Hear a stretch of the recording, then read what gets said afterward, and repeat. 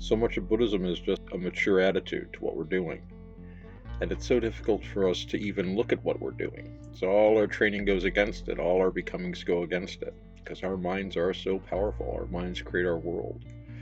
And we create a world that's in step with the world created by the people around us. We're all making samsara. And we all try to alleviate our suffering through samsaric means. And of course, these don't always work very well.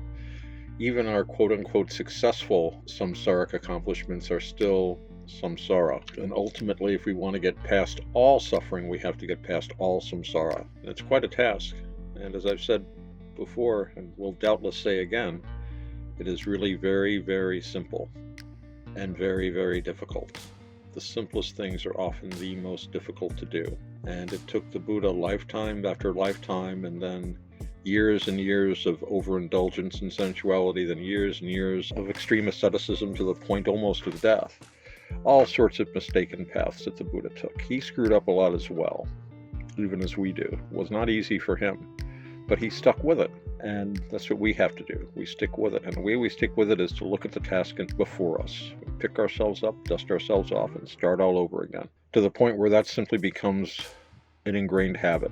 And this is how we advance. We keep going forward. It's like the old joke about the drill instructor on the armed forces. It has the recruits, and he's telling them, you've got to run this course, and if you drop, you crawl the rest of the way. You don't stop for anything.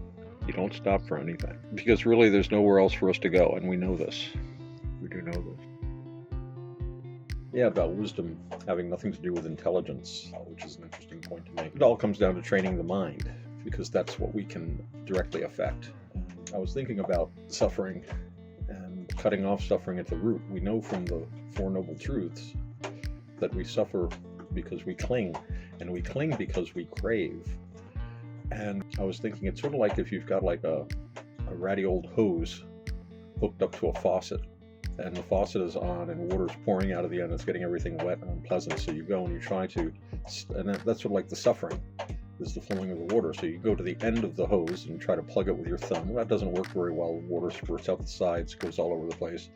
Even if you do plug it up, the hose itself starts to swell, and there are holes in it and cracks that start appearing. And so you try to tie it into a knot, it just breaks. You've got to go to the faucet and turn it off at the source. Okay, you really can't do much about the water that's pouring out onto the floor. You can't do much about the water that's actually in the hose. You can do a few things to alleviate it, but the only way you can really stop the suffering is to turn off the tap. And that's what we do when we turn to our minds, because our minds are the place where we have that handle to turn the tap off. And that handle is, to a great extent, our breath, our bodily fabrications, along with our mental fabrications, our verbal fabrications. In other words, how we breathe. And this is so centrally important, and it's tough to explain to people about this, but it's a combination of how we breathe, our bodies, which are very important, and how we think. And I have people I talk to, and all they want to know is how to affect the body, how to affect the body. They want a pill, they want a drug, they want this and that. And I try to tell people, you've also got to work on your own mind. And it's funny, because I was talking to someone about the breath. They said, well, that's just magic. It's like a magical, but its operative thing is it's magic. To describe something in detail is not to explain it. You look at a rainbow and it's beautiful, and you say, well, the rainbow is just light. It's like, well, it's still beautiful. It's like the rainbow is light going through, bending itself through a drop. And you can describe the optics of the whole situation and the position of the human eye and all these other things. And people, oh, it's explained. No, it's not explained. It's simply described. And this doesn't remove any magic from the world that we don't want to remove. It's because we're encouraged to accept this as a way to reduce our thinking to, well, reductionism.